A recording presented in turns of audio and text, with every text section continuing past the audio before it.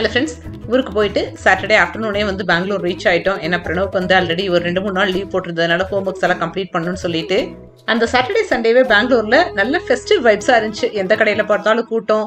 ஏன்னா இங்க விநாயகர் சதுர்த்தி 2 நாள் கொண்டாடுவாங்க, கௌரி கணேஷன்னு சொல்லிட்டு. கௌரி இங்க இருக்கிற லேடிஸ்க்கெல்லாம் வந்து ரொம்ப ரொம்ப முக்கியமான ஃபெஸ்டிவல். மோஸ்ட் ஆஃப் த கல்யாணமான பொண்ணுங்க அவங்க அம்மா வீட்டுக்கு போயிடுவாங்க இந்த ஃபெஸ்டிவலுக்கு. ஸோ கன்னடிகா பொண்ணுங்களுக்கு அவங்க அம்மா வீட்டில் இந்த கௌரி அன்னைக்கு வந்து புடவையெல்லாம் வச்சு சீர் கொடுப்பாங்க. அந்த சீரை மிஸ் பண்ணாம போய் வாங்கிட்டு வந்துருவாங்க. இந்த தடவை கௌரி கணேஷா வந்து செவ்வாய் புதன்ல வந்துச்சு.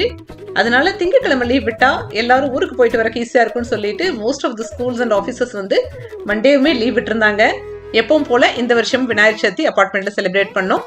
வீட்டுல சாமி கும்பிடுறதுக்கு விநாயகருக்கு பிடிச்ச இனிப்பு கொழுக்கட்டையும் கூடவே மசாலா சுண்டலும் செஞ்சிருந்தேன். அதையே பிரேக்ஃபாஸ்ட்டுக்கு சாப்பிட்டாச்சு. 11 மணிக்கு தான் கீழே வந்து பூஜை ஸ்டார்ட் பண்ணுறதா இருந்துச்சு ஃபர்ஸ்ட் டேங்கிறதுனால. ஏன்னா எல்லார் வீட்லேயும் பூஜை இருக்குன்னு சொல்லிட்டு ஸோ அப்பார்ட்மெண்ட் விநாயகருக்கும் அதே பிரசாதத்தை கொஞ்சம் எடுத்துகிட்டு போய் வச்சாச்சு.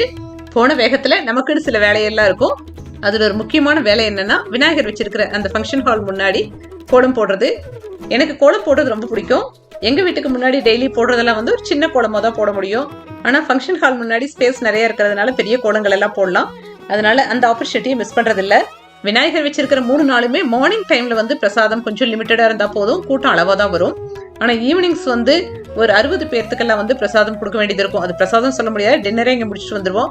ஒரு நேரத்துக்கு ஒரு 4-5 ஃபேமிலிஸ் வந்து பிரசாதம் கொடுக்கறதா முடிவு பண்ணிக்குவோம். என்னென்ன ஐட்டம்னு வந்து ஒரு காரம், ஸ்வீட்டு அந்த மாதிரி எல்லாம் டிசைட் பண்ணிக்கிறதுனால மறுபடியும் திரும்பி வந்து வீட்டுல டின்னர் செய்யணும்னு அவசரம் இல்லாம பூஜையை ரிலாக்ஸா முடிச்சுட்டு பிரசாதத்தையே வந்து டின்னரா சாப்பிட்டுட்டு எல்லாரும் வந்துருவோம். அன்னைக்கு வந்து மெனுல புளியோகரை, பாயாசம், சுண்டல், கேசரி இதெல்லாம் இருந்ததுனால நான் தயிர் சாதம் ஸ்பான்சர் பண்ணிட்டேன்.